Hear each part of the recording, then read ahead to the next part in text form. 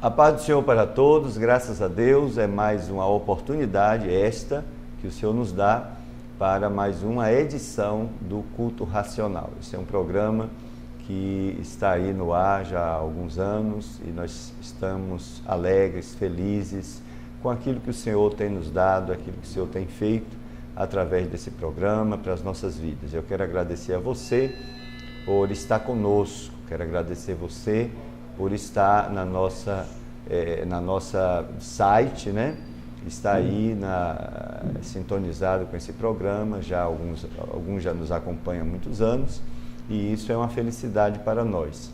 E estamos discutindo as Escrituras Sagradas, capítulo por capítulo, versículo por versículo.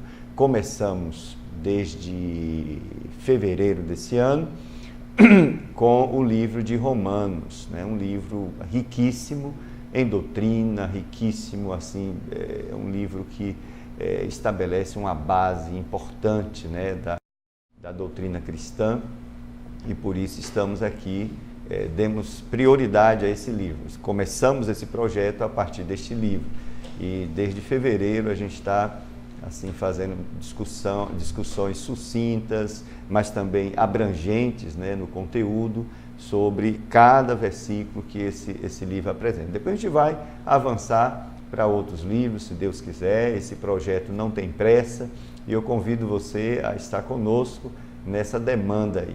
O programa Culto Racional, ele está preocupado, né, com a nossa prática de fé odierna, o que é que está acontecendo nesses dias, o que é que está acontecendo com a fé. Sabemos sim que a igreja do Senhor Jesus, ela se mantém com suas vestes brancas, né? A igreja do Senhor Jesus é a igreja verdadeira, aquela que vai para o céu, que não é denominação, mas é o corpo de Cristo que está na terra. Jesus disse, olha, eu cuido da minha igreja. E quando ele falou isso, ele não se referiu a denominações. Na realidade, se a gente for ver, Jesus não mandou ninguém fazer denominações, não mandou ninguém fundar, né, organizações. Ele só mandou que pregasse o evangelho a toda criatura, onde nós fôssemos. E ele falou para a mulher samaritana, olha, os verdadeiros adoradores do Pai o adorarão em espírito e verdade. Tá? E a palavra de Deus mostra que a igreja, né, é Cristo em nós, né, na nossa vida. Não precisamos de um templo, né, para adorar o Senhor, como os judeus precisavam. Contudo, os homens inventaram isso. E junto com essa invenção, os grandes problemas que enfrentamos devido a certas conveniências institucionais. Mas a igreja do Senhor Jesus, aquela onde Cristo habita, aquela que é corpo de Cristo, onde o Santo Espírito está, ela convive aí no meio das comunidades, no meio das denominações, e ela se mantém com suas vestes santas, vestes limpas, ama o Senhor, ama a palavra de Deus. E ela está sofrendo exatamente por causa dessa desconstrução da fé que está acontecendo aí nesse país, no mundo, né? Há uma agência maligna que está doutrinando o mundo contra o cristianismo, contra Cristo. É um espírito do anticristo que já atua há séculos, né, neste mundo, mas a igreja se mantém firme. E o trabalho do culto racional é fazer essa leitura, né, com respeito à fé, os diversos aspectos que envolvem a nossa fé, com base na santa palavra do Senhor. Então, nessa meditação de versículo a versículo, nós estamos sempre resgatando essa discussão sobre a fé. Vamos orar, pedir ao Senhor que nos abençoe neste dia, nessa nova edição, né, do culto racional. Senhor nosso Deus, eterno e maravilhoso Senhor, nos encontramos, Senhor, na Tua presença. Nós somos pó e cinza, nada somos diante de Ti, Senhor. Nada somos diante da Tua grandeza. A nossa justiça é trapo de imundície diante de Ti, Senhor. Mas nós agradecemos a Ti porque o Senhor nos trouxe a Tua presença numa posição perfeita em Cristo Jesus, como diz a Tua palavra, Senhor, porque um dia fomos acrescentados à Tua família, Senhor. Fomos inseridos no corpo de Cristo, Teu Filho amado. Agradecemos por Jesus. o nosso substituto, Senhor, que esteve ali na cruz do Calvário. Ó Senhor, que pagou preço infinito para nos levar até a Tua presença, Senhor. E nós agradecemos porque o Senhor creditou, Senhor, a justiça de Jesus Cristo em nossas vidas. E por isso estamos diante de Ti. Não por causa da nossa justiça, mas por causa da Tua justiça, Senhor. Louvamos a Ti, adoramos a Ti, por tudo que o Senhor tem feito em nossas vidas. E eu rogo neste momento que o Senhor nos abençoe, Senhor, nessa edição do programa, Senhor. Teu Santo Espírito, ó Senhor, venha nos dirigir, nos iluminar, Senhor. Senhor, que alcance cada um dos nossos internautas, Senhor, que sejam profundamente abençoados com o poder da Tua palavra, Senhor. Que haja conversão, que haja, Senhor, meu Deus, uma transformação essencial, Senhor, nas suas vidas, Senhor. E aqueles que não Te conhecem, que sejam alcançados, Senhor, pela bênção do arrependimento, Senhor. E que eles optem em buscar a Ti, e se arrependerem, buscarem, Senhor, a salvação que há em Ti. Seja conosco, portanto, nos dirige, nos ilumine, fale através das nossas vidas neste momento, Senhor. Em nome de Jesus é a nossa oração. Amém. Amém, prezados. Eu queria ler alguns versículos do capítulo 2, estamos no capítulo 2, já fizemos uma abordagem geral do versículo 1 até o 16 e agora nós retornamos versículo a versículo. Já falamos versículo 1, versículo 2, entramos já no versículo 2 no programa passado, já entrando no 3, hoje a gente vai ficar mais no 3, andando pelo 4, né? Tem alguns aspectos aqui que a gente precisa discutir dessa abordagem maravilhosa que é feita. O primeiro capítulo, como nós vimos, fala da depravação, né, do gênero humano de uma forma geral, e Paulo cita, né, a situação dos gentios, mas na abordagem o apóstolo apresenta que a natureza humana ela foi corrompida, ela se depravou e pode chegar na prática de pecado dos mais depravados possíveis, que o apóstolo comparou seres humanos até a animais irracionais, né? É isso que o pecado faz, é isso que a natureza corrompida faz. Do outro lado, os judeus que estavam tentando, né, cumprir a lei, cumpriam diversos aspectos da lei, tinham uma vida social, digamos assim, bem diferente no sentido moral, né, no sentido legal, bem diferente dos gentios, dos povos pagãos que estavam ao seu redor, mas eles cometiam um outro pecado, né? Além de pecarem, cometerem os mesmos pecados, ou muitos pecados que os gentios praticavam e eles acusavam, além disso eles se sentiam orgulhosos, se sentiam achando que só os gentios seriam julgados, quando na realidade eles cometiam um outro grande pecado, né, que desprezavam as pessoas e a presunção religiosa. Isso nós discutimos na vez passada, né, que é mais ou menos o que diz o capítulo 2. Agora ele critica a justiça dos judeus, né, aqueles que queriam se colocar acima, né, dos outros povos, e isso é completamente reprovável diante de Deus.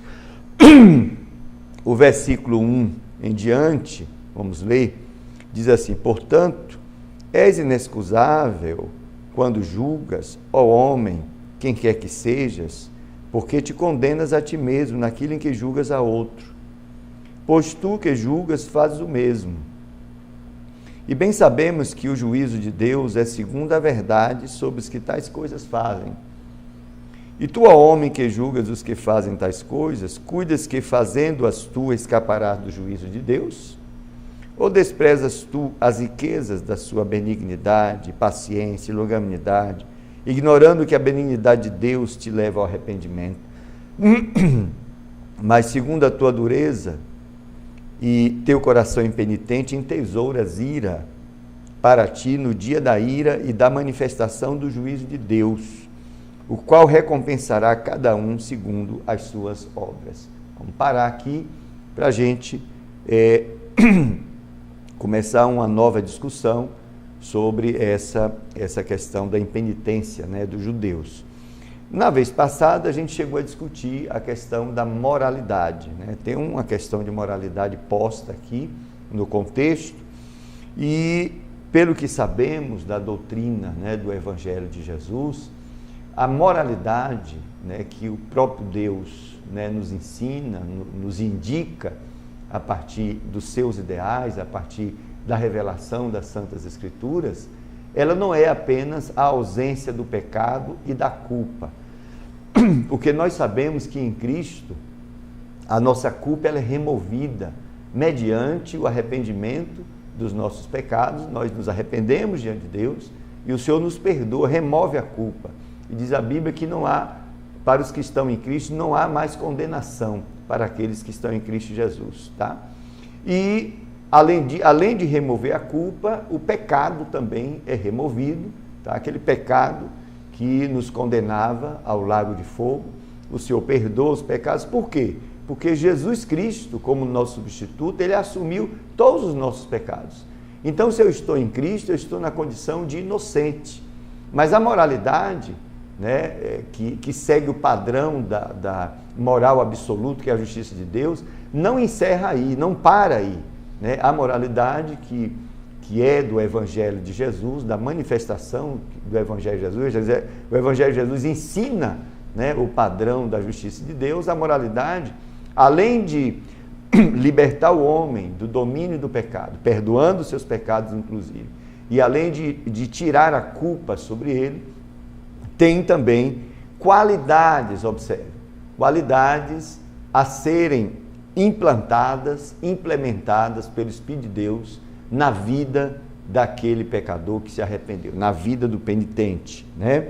Se a gente for observar Gálatas, capítulo 5, versículos 22 e 23, dizem assim: mas o fruto do Espírito, isso porque aquele que se arrepende, né, aquele que aceita Cristo como seu único e suficiente Salvador, imediatamente, né, mediante o seu arrependimento, o Senhor lhe perdoa os pecados. O Espírito de Deus regenera a sua vida. Ele nasce de novo sob a operação do Espírito Divino, do Espírito de Deus, que lhe comunica a natureza divina. E a presença desse Espírito em sua vida vai ser suficiente para produzir fruto do Espírito. Esse fruto do Espírito nada mais é do que qualidades do caráter do próprio Cristo. Porque o alvo de Deus na minha vida e na sua vida é nos levar a esse padrão do caráter de Cristo. A Bíblia fala da maturidade cristã, da estatura do varão perfeito. E o texto aqui, ele lista, de forma geral, o fruto do Espírito. O fruto do Espírito é caridade, gozo, paz, longanimidade, benignidade, bondade, fé, mansidão, temperança. É óbvio que vamos chegar a um ponto para discutir cada aspecto desse fruto, aqui é um fruto só, com essas diversas aspectos, né, vamos dizer. E o 23 diz assim: contra essas coisas não há lei. Então, se o fruto do Espírito estiver amadurecido na minha vida, significa que o meu caráter, ele está comparável, digamos assim, está semelhante ao caráter de Cristo. Isso é um alvo de elevadíssima espiritualidade, mas é um alvo que todos nós estamos caminhando para lá. E é o Espírito de Deus que faz esse trabalho em nossa vida. É óbvio que o arbítrio humano está em jogo também. Então, essa moralidade, ela nos leva, portanto, não só à ausência do pecado e culpa, como também à aquisição das qualidades do próprio Deus. Isso é um projeto maravilhoso, né? Estupendo, né? Sem essas qualidades, mesmo que a gente tenha o perdão dos pecados, mesmo que a culpa seja removida, mas sem essas qualidades, a nossa personalidade ainda será imperfeita, tá? E quando Deus julga, é claro que o alicerce é a sua santidade perfeita, tá? E Deus quer nos levar a esse patamar de espiritualidade, tá? Então, porque a perfeição é uma exigência, né? É uma exigência imposta pelo próprio Deus. E o alvo a ser atingido por nós. Agora, Deus não nos abandonou nessa demanda, né? Ele que é perfeito, ele já nos coloca numa posição de perfeição em Cristo, como fala aqui, Colossenses, capítulo 2, versículo 10, diz assim: e estáis perfeitos nele, que é a cabeça de todo principado e potestade. A posição que a igreja está diante de Deus, em Cristo, é de perfeição. Por quê? Porque o Senhor já imputou, já acreditou a justiça dele à igreja. Então, quando ele vê a igreja através de Cristo, quando ele me vê, ele nos vê numa posição de justificados, aceitáveis diante da sua justiça, que é perfeita. Então, a nossa posição em Cristo é de perfeitos, né? Agora, a nossa trajetória, a nossa peregrinação aqui na Terra, sob a agência desse Santo Espírito, né, em comunhão, digamos aí, com o nosso arbítrio, né? O nosso arbítrio tem que permitir o Espírito de Deus transformar as nossas vidas, né? Então, essas duas agências vão trabalhando, né? E é claro que tem aqui a natureza corrompida, que vai combatendo isso 24 horas, tá? Mas a inclinação do Espírito de Deus é nos levar a um estado de perfeição, no sentido da nossa espiritualidade, né? Do ponto de vista legal, diante de Deus, eu já estou numa posição aceitável em Cristo. Tá? Agora, o crescimento em espiritualidade é uma demanda que vai acontecendo aqui enquanto vivemos, né? E na glorificação, o Senhor, quando arrebatar a sua igreja, nós vamos atingir esse estágio na glorificação. E a Bíblia diz que quando virmos o Senhor Jesus, seremos semelhantes a Ele. Isso é uma coisa maravilhosa, isso é um projeto que ultrapassa, né, qualquer projeto que a mente humana possa imaginar. Foi o que Deus fez com homens que são seus inimigos, miseráveis, pecadores, sem nenhum mérito, e o Senhor nos leva a essa posição de elevada glória, de excelência, comparável, digamos assim, com a glória do seu próprio Filho, né? É importante ser dito que nós seremos semelhantes a Cristo, porque Cristo foi o homem perfeito que ressuscitou, foi glorificado o seu corpo. Ele foi a primícia daqueles que vão ressuscitar, que é a igreja. Nós ressuscitaremos como corpo de Cristo nessa condição, que é uma proposta muito acima, né, daquilo que se poderia imaginar, e só Deus faz isso e faz gratuitamente, glórias a Deus. E aí, não há como comparar esse padrão tão superior, né, com a nossa justiçazinha aqui, com as nossas pretensões, as nossas presunções. E o capítulo 2, ele traz exatamente essa discussão. O capítulo 2, ele desmascara essa hipocrisia humana, as diversas vertentes da hipocrisia humana, particularmente está se tratando aqui de religiosos, né, que se consideravam melhores do que os outros pecadores. Bom, então hoje a gente vai avançar no capítulo 3, ou no versículo 3, que está falando do julgamento de Deus, né? E tu, ó homem, que julgas os que fazem tais coisas, cuidas que fazendo-as tu escaparás do juízo de Deus. Observe, os judeus eram filhos de Abraão, tá? E eles pensavam que tinham tudo por serem filhos de Abraão. Eles confundiram o que Deus falou, né? O fato de ser filho de Abraão não indicava que eles eram perfeitos, né? E que eles não seriam julgados, e que a sua justiça era comparável à justiça do próprio Deus. E o texto de Romanos, ele diz que todos pecaram, né? Todo mundo está sob o domínio do pecado. E se o Senhor Deus não vier para resgatar os homens, não resgatar a humanidade, todos estarão perdidos, inclusive aqueles que tentaram cumprir a lei e não cumpriram a lei, tá? Essa é a questão posta aqui. Os judeus eram de tal maneira, esse povo aqui, nesta época, né, eram de tal maneira, a presunção era tão grande, que se eles se batessem, né, no caminho, se batessem com um gentil, eles se consideravam impuros, né? Isso era algo terrível, um ser humano se considerar tão superior a outro, que se baterem um no outro, num acidente assim, no meio da rua ou onde for, eles se considerariam impuros e teriam que se purificar. Você vê em muitos momentos Jesus chegando, entrando na casa de gentios, e alguns dos seus discípulos ficando do lado de fora, porque eles não aceitavam entrar na casa de um gentio, mas viam o seu mestre entrar. Isso era um absurdo. E mesmo vendo o seu mestre entrar na casa de um gentio, eles não entravam, considerando-se, portanto, melhor do que o próprio Jesus.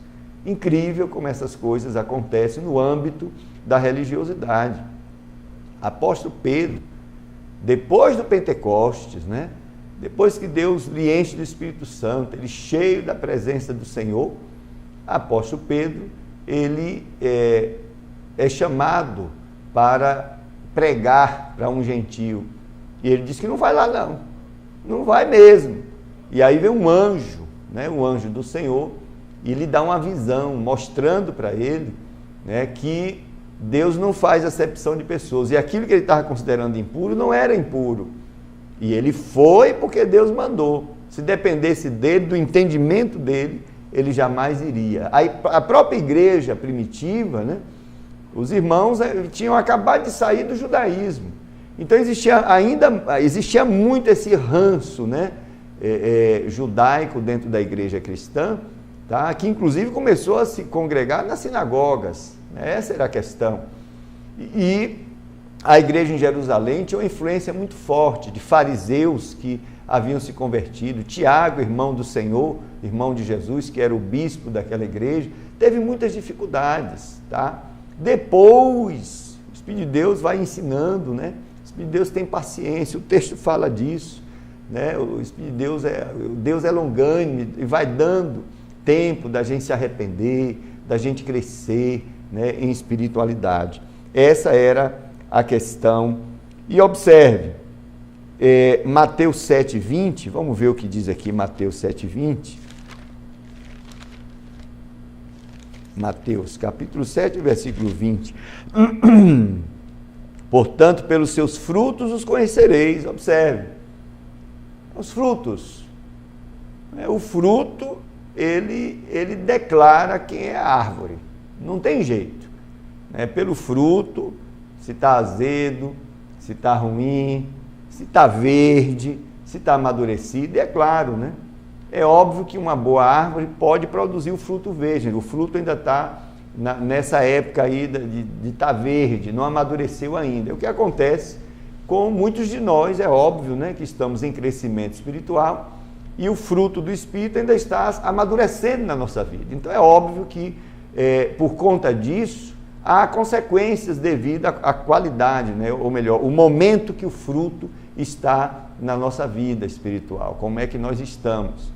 E aí você vê essa classificação de crente carnal, etc. Mas, carnal ou não, todos aqueles que são nascidos de novo estão em crescimento, né? Crescimento espiritual, porque ele tem o Espírito de Deus, né? O Espírito de Deus vai trabalhar nesse sentido. A questão está na velocidade desse crescimento, tá?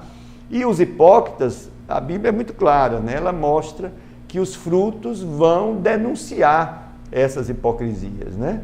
Então, e era um problema entre os religiosos da sua época. É claro que o fruto, tá, que prova a espiritualidade é o amor, né? Esse é o fruto do Espírito Santo, né? O amor é que prova a espiritualidade minha e tua. 1 João 4, 7 e 8 diz assim: amados, amemo-nos uns aos outros, porque o amor é de Deus, e qualquer que ama é nascido de Deus e conhece a Deus. Aquele que não ama não conhece a Deus, porque Deus é amor. Nós podemos ser religiosos, podemos ser presunçosos, né? Mas o que é que mede a nossa espiritualidade? O que mede a nossa espiritualidade é o amor. Amor ao próximo, mesmo que o próximo seja um gentio, vamos olhar agora do ponto de vista judaico, né? Mesmo que seja um pagão, era importante que aqueles religiosos demonstrassem a verdadeira espiritualidade. E a verdadeira espiritualidade estava em não fazer acepção das pessoas, mas se considerar melhores do que as pessoas. Era isso que era ser visto. Por isso que Jesus disse: pelos frutos conhecereis. Vocês vão conhecer quem são os verdadeiros, né, religiosos, os verdadeiros homens espirituais, os verdadeiros homens penitentes. Jesus disse em João 13:35, nisso conhecereis que sois meus discípulos, se vos amardes uns aos outros. Hoje nós somos importantes, hoje nós somos famosos, nós somos ricos. A igreja evangélica brasileira nunca foi tão rica como é agora. É só olhar as contas bancárias, converse com o gerente das contas dela para você ver. Mas será que estamos demonstrando que realmente somos discípulos de Jesus? Ou estamos vivendo uma época de apostasia, né? Observe, João 14:15 diz assim, se me amardes, guardareis os meus mandamentos. É amar a Jesus e amar ao próximo. Isso aí define a nossa espiritualidade. Eu queria citar, né, perguntar como é que está hoje a nossa religiosidade, né? Como é que está a igreja? Aproveitar esse momento aqui, esse texto que fala do julgamento, né, de Deus sobre os hipócritas, sobre a presunção religiosa. Como é que nós estamos? Eu queria citar a igreja de Laodiceia. Não sei se no outro programa eu citei, mas eu quero reforçar essa ideia. A igreja de Laodiceia era uma igreja que tipifica, vamos dizer, a igreja dos nossos dias. E era uma igreja abastada, né, financeiramente, tinha recursos financeiros, porque estava numa região muito rica. Laodiceia era uma cidade que tinha indústrias de lã, indústrias de medicamentos. A cegueira era um problema sério naquelas épocas, e a cidade tinha escola de medicina, né?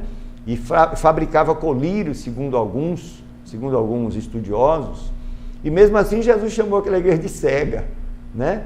A igreja rica, mesmo assim Jesus chamou aquela igreja de pobre, tá? Igreja que fabricava, ou cidade que fabricava lã, que tinha roupas maravilhosas, mas Jesus disse que a igreja estava nua. E por que Jesus disse isso de uma igreja tão bem sucedida? Olha a frase que eu falei.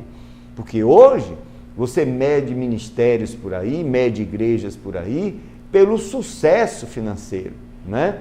Mas será que o sucesso financeiro é uma indicação, é uma implicação da espiritualidade elevada? Será que é? Parece que não.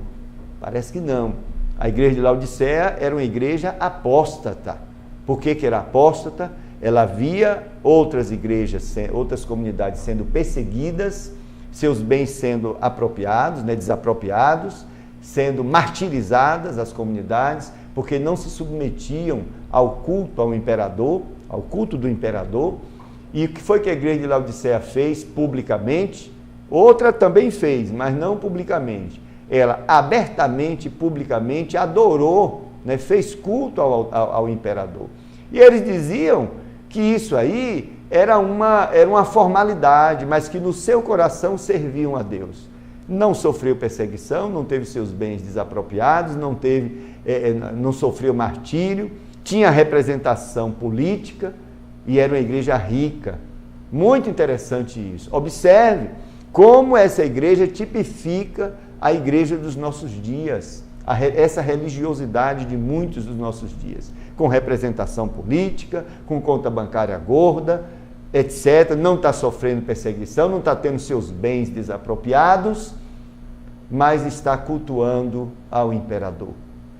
Uma igreja apóstata que Jesus disse, olha, eu vou vomitar vocês, porque ou vocês são quentes e enfrentam essa tirania diabólica, né, e sofre, e perde bens, e são criticados, etc., ou vocês sejam frios, digam logo que não quer a fé, porque nessa situação você ainda tem a chance de um dia voltar atrás, de um dia se arrepender. Agora, se vocês ficam como mornos, em cima do muro, né, servindo ao imperador por causa do amor que vocês estão com seus bens, com seu bem-estar, com seu conforto, e por outro lado me negando, né, vivendo em pecado, eu vou vomitar vocês. Foi isso que Jesus disse.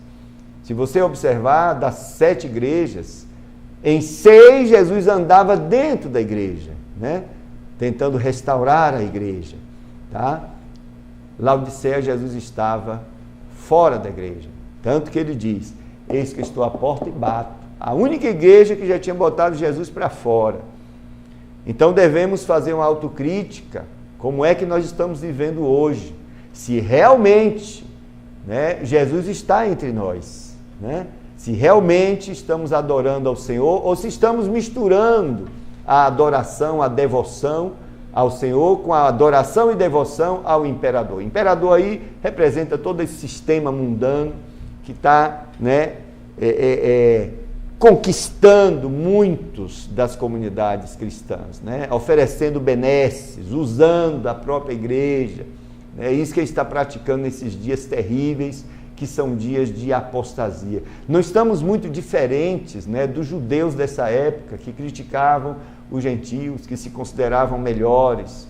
Hoje a gente nem está mais criticando. Na realidade, a gente está se vendendo, né? Está procurando uma política de boa vizinhança para ter paz, mas qual é o preço disso? Jesus disse, olha, eu não vim trazer paz, né? Eu vim trazer espada. E o contexto que ele falava era exatamente dessas ideologias, né? A ideologia, as ideias da igreja são as ideias de Cristo, a do mundo não. Eu não posso buscar um caminho que confunde essas ideias, ou que funde essas ideias, né? Jesus disse, olha, a Bíblia diz, se você ama o mundo, se você é amigo do mundo, considere-se inimigo de Deus. Não podemos entrar nessa. A apostasia está aí. E é lamentável dizer que um dos sinais dos últimos tempos vai ser a apostasia da igreja, lamentavelmente. A apostasia da igreja, não da igreja de Cristo, né? Mas daqueles que estão numa comunidade, que a gente está chamando de igreja, na realidade é só uma associação, é só uma denominação, e dali vão sair muitos que, por receberem vantagens do anticristo, vão adorar o próprio anticristo, vão se vender. Mas a igreja do Senhor Jesus não vai fazer isso não. A igreja do Senhor Jesus pode até sofrer, e vai sofrer, porque a fé verdadeira, ela sempre foi perseguida, tá? Mas ela vai se manter firme. Mas é importante ser dito que nós estamos em tempos de apostasia, lamentavelmente. E o Senhor criticou aqui, o Senhor disse, e tu, ó homem, aqui é um contraste entre homem e Deus, né? E tu, ó homem, que julgas os que fazem tais coisas, cuidas que fazendo-as tu escaparás do juízo de Deus, o juízo de Deus está aí, tá? E a gente tem que fazer uma autocrítica. Às vezes as qualidades que a gente tem, todo mundo tem qualidade, né? E até que nos distingue das pessoas, e aí vem a questão religiosa em pauta mesmo, né? Os religiosos, os grupos religiosos têm distinção sim em relação àquelas pessoas que amaldiçoaram a Deus, que têm uma vida depravada, etc. Realmente os religiosos assumem um destaque, ou pelo menos deveria assumir esse destaque, né? Ter esse destaque. Mas essa questão da diferença, né, entre os religiosos e os não religiosos, nós precisamos ter cuidado, né, porque essa autossatisfação nossa pode nos levar à queda, né, pode nos conduzir à ruína, por acharmos que somos melhores. E o que está em jogo aqui é a justiça de Deus, não é a nossa justiça. Se for comparar a minha justiça com a justiça do outro, são equivalentes. E são equivalentes a lixo quando comparamos com a justiça de Deus, né? Podemos ser pessoas bondosas e sermos traídos nessa questão. Não, eu sou bom, eu sou bondoso, eu faço isso, eu não mato ninguém, eu não roubo ninguém, eu até dou meus bens para os pobres. Mas Jesus criticou isso, porque se eu me considero melhor do que as pessoas fazendo isso, eu já estou pecando contra Deus, né?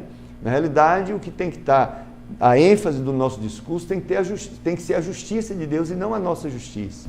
E quando trazemos à tona a justiça de Deus, a gente entende que a gente está em pé de igualdade com todos. E a Bíblia diz, sabe o quê? Que Deus não faz acepção de pessoas. Nesse próprio texto vai dizer isso, versículos adiante. Então, estamos na mesma condição, né?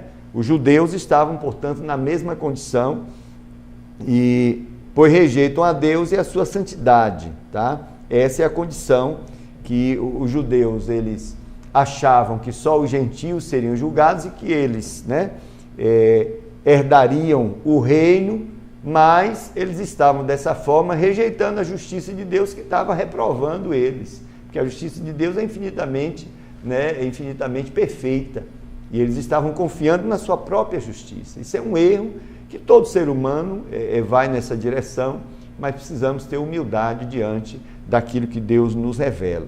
Sabe por quê? Porque ninguém é imune, né? Ninguém é imune à justiça de Deus, né? Todos são reprováveis diante da justiça de Deus. E esse texto, ele coloca em xeque a hipocrisia humana, né? Bom, o versículo 4, avançando agora no versículo 4, diz assim: ou desprezas tu as riquezas da sua benignidade, paciência e longanimidade, ignorando que a benignidade de Deus te leva ao arrependimento, tá? Quem somos nós para desprezarmos a bondade de Deus que nos leva ao arrependimento? Essa é uma grande pergunta. Mas você vê que isso por quê? Porque nós necessitamos urgentemente do perdão do Senhor. Só Ele oferece o perdão. Só Jesus pode me libertar dos meus pecados. Só Jesus é que pagou o preço, é que pode me libertar da culpa, do pecado e me dar a vida eterna. Só Jesus, tá? Eu preciso urgentemente do perdão do Senhor. Todos nós precisamos. E a Bíblia diz que é a riqueza da bondade de Deus, da benignidade de Deus e da misericórdia de Deus que nos permite, né, a gente chegar a esse estado do arrependimento. E quando a gente vai ver, o arrependimento é o próprio Deus que vai promover situações para que eu enxergue a minha situação, né? Eu enxergue a minha condição diante dele. E aí o arbítrio entra também, porque muitos, mesmo vendo a agência divina convencendo eles dão as costas para Deus e rejeitam a oferta gratuita de salvação em Cristo Jesus. Lamentavelmente, mas isso é a natureza corrompida do homem. A natureza corrompida, eu gostaria de dizer aqui, com base no que a palavra de Deus diz, que a natureza corrompida, ela tem todos os requintes de todos os pecados. Todo homem, toda mulher é capaz de cometer todos os pecados. É óbvio que alguns não manifestam certos pecados, mas eu estou falando a questão da fonte. Lá no nosso íntimo, a natureza está corrompida, portanto, ele é capaz de matar, de roubar, de mentir, né, de prostituir, de cometer todos os pecados carnais, né, tudo que for carnal, tudo que for obra da carne, essa natureza corrompida nossa pode fazer. E ela está em todo ser humano, tá? É óbvio que situações, digamos assim, sociais, familiares, etc., terminam canalizando certos tipos de pecado numa família, numa vida, e certos tipos de pecado em outra. Agora, todo ser humano tem a condição em si de ser o ser mais depravado, mais desgraçado que possa existir na face da terra, porque a natureza corrompida está ali e ela é inimiga de Deus. Ela é inimiga de Deus. Então, ela pode fazer isso, dar esse potencial de cometer todos os crimes, todos os pecados, inclusive aqueles que nós mesmos criticamos das pessoas, né? Ela leva o ser humano à presunção, né? Ainda apesar dessa fraqueza toda, ao invés dela nos levar à humildade e reconhecermos a nossa fraqueza diante da justiça de Deus, ao contrário, ela é tão ruim, essa natureza aqui, depravada, que ela leva homens pecadores imperfeitos a se sentirem perfeitos, né? Aí vem a presunção, o orgulho, que só encontra justificativa, né, no próprio Satanás. Foi ele que demonstrou, foi ele que gerou, né, essa particularidade, essa singularidade no universo, né, esse sentimento maligno, né, de presunção, de vaidade, de orgulho. Isso veio do diabo, ele lançou sobre o homem aceitou e se levantou contra Deus, se aliando ao diabo. Foi isso que aconteceu desde o Éden. E a humanidade vai indo nesse caminho. O diabo tem doutrinado a humanidade desde o início, para ela pensar exatamente assim, tá? Ela diz ao homem, essa natureza, que ele é melhor do que Deus, já que ele não precisa de Deus, ou igual ou melhor, e que ele é mais perfeito do que Deus, porque ele despreza o próprio Deus, né? Critica-se Deus 24 horas nesse mundo. É só você olhar as mídias aí, olhar o que as pessoas dizem. Se você falar do Evangelho de Jesus, elas começam a criticar Deus, muitas delas. Mas por que Deus, se Deus existe, se Deus é perfeito, porque ela está trazendo à tona sua própria justiça. E achando que se Deus não fez algo que ela não aceita, ou que ela quer, se Deus não fez isso, é porque Deus é imperfeito. E se ela está julgando que Deus é imperfeito, quem é perfeito é ela própria. Isso é o que a natureza corrompida faz, e foi isso que o diabo fez. O diabo disse, olha, eu quero um trono acima do teu, porque eu sou melhor do que tu. Né? E isso foi colocado no coração do homem, porque o homem abriu o coração para a mentira do diabo. Deus é apresentado pelo Espírito Santo, né, a Paulo, como o grande benfeitor da humanidade aqui. É a riqueza da benignidade, da bondade de Deus, né, que alcança os homens. Né? Deus está sendo tolerante, prezados, comigo, com você e com a humanidade. Né? Porque seres humanos, meras criaturas, e a gente viu no capítulo 1 até que nível, né, de mais baixo nível, menor do que os seres irracionais. O pecado nos leva a praticar coisas hediondas, que provavelmente um cachorro não faria com o seu companheiro cachorro. Né? O pecado leva o homem até esse nível. E o Senhor nos leva a uma situação de superioridade espiritual quando estamos em Cristo. Né? Ele nos recupera. Nós vamos chegar a um estado, diz a Bíblia, em Cristo, acima dos anjos, né? Porque estaremos participando da natureza divina, natureza moral e metafísica do próprio Cristo. E estaremos, né, liderando com Cristo, né, o milênio. Estaremos reinando com Cristo para sempre. Os anjos não são maiores do que Cristo, nós estaremos em Cristo, tá? Além disso, diz a Bíblia que nós faremos parte da corte do juízo final. A igreja vai julgar o mundo também, não se sabe em quais termos, mas a igreja vai participar do julgamento, não só dos seres humanos, mas também dos anjos caídos. A igreja vai julgar os anjos, está escrito em Corinto. E isso é algo que não tem como nós imaginarmos essa obra que Deus faz, traz seres humanos, né, sem nenhum mérito, inimigos dele, e mediante o arrependimento dos seus pecados, o reconhecimento de Cristo como Salvador, o Senhor pega essas pessoas, essa humanidade, e leva a um estado de perfeição e superioridade, atribuindo a ele a sua própria natureza. Deus poderia me salvar sem precisar me dar a natureza dele, mas ele quer que eu tenha comunhão com ele por toda a eternidade. E Deus só tem comunhão com a sua própria natureza, né? Natureza santa. E isso é o Evangelho de Jesus. O Evangelho de Jesus traz isto gratuitamente para mim e para você. Lamentavelmente, a humanidade rejeita isso. Primeiro, por causa da ignorância. Por isso que a gente tem que pregar o Evangelho, mostrar para as pessoas o que é que o Evangelho faz. O que é a boa nova de Jesus Cristo. Né? Porque o maligno, diz a Bíblia, Corinto 4, versículo 3 e 4, diz que o príncipe desse mundo lançou, né, uma venda nos olhos dos incrédulos para que eles não enxerguem a verdade do Evangelho. Vamos ler esse versículo, a gente já está para encerrar. 2 Coríntios, capítulo 4, versículo 3 e 4. Mas se ainda o nosso Evangelho está encoberto, para os que se perdem está encoberto, nos quais o Deus deste século cegou os entendimentos dos incrédulos para que não lhes resplandeça a luz do Evangelho da glória de Cristo, que é a imagem de Deus. Então, o mundo hoje, além de ter a natureza corrompida, por causa do pecado e da escravidão, né, que ele gera na agência, através da agência do mal, né, o maligno tem uma ascensão na vida dos ímpios. E por conta disso ele lança uma obscuridade no entendimento deles, para eles não compreenderem a mensagem do Evangelho. E aí lança toda uma mentira contra o Evangelho. E hoje o mundo vive essa grande realidade, né? De uma igreja que prega o Evangelho e uma doutrina de demônios que levam as pessoas a ficarem obscurecidas para não entender o Evangelho. Por isso que a igreja deve avançar na pregação do Evangelho.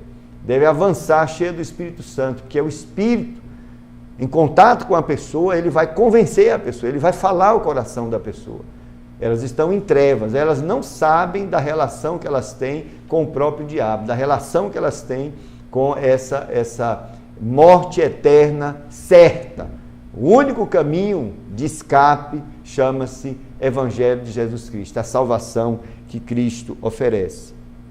Os judeus, eles eram ricos, digamos assim, das bênçãos de Deus, foram chamados para anunciar as bênçãos de Deus para toda a humanidade, mas pela sua ignorância, pela sua presunção, eles se tornaram paupérrimos, de uma forma mais depravada possível. É isso que o pecado faz. E a Bíblia fala aqui de tolerância, que Deus está sendo tolerante. A palavra tolerância aqui, que está aqui na paciência, é um termo militar, um termo usado pelos militares, e Paulo usa esse termo, que é suspensão de hostilidade, contenção para trás, que é uma condição temporária, caracterizando uma relutância divina em aplicar um juízo que é certo. A ira de Deus está posta, e o que vem logo após ela é o juízo de Deus, e o Senhor está sendo longânimo, está contendo a sua ira, está contendo a hostilidade natural derivada da santidade de Deus, que não tem comunhão com o pecado, para dar tempo as pessoas se arrependerem. Então, está acontecendo uma demonstração das riquezas da misericórdia de Deus. E Deus espera que os homens se arrependam, ao menos por gratidão, por ver esse ato divino de dar a oportunidade ao homem. Deus está esperando isso de mim e de você. Bom, o tempo acabou, mas próxima oportunidade, nós vamos falar sobre a questão do arrependimento, porque o arrependimento tem a agência divina atuando e a agência humana também, na questão do livre-arbítrio, que tem tudo a ver com esse versículo 4. Então, semana que vem a gente vai retomar o versículo 4, esteja conosco, e a gente vai falar também sobre o arrependimento. Como é que essa coisa acontece? Quero agradecer a você, mande aí sua comunicação, sua reflexão, sua consideração sobre esse programa, sobre o que você está ouvindo. Mande também suas dúvidas, a gente pode aproveitar o programa para estar tirando as suas dúvidas. Deus abençoe, obrigado a você, até a próxima oportunidade com mais uma edição do Culto Racional. A paz do Senhor.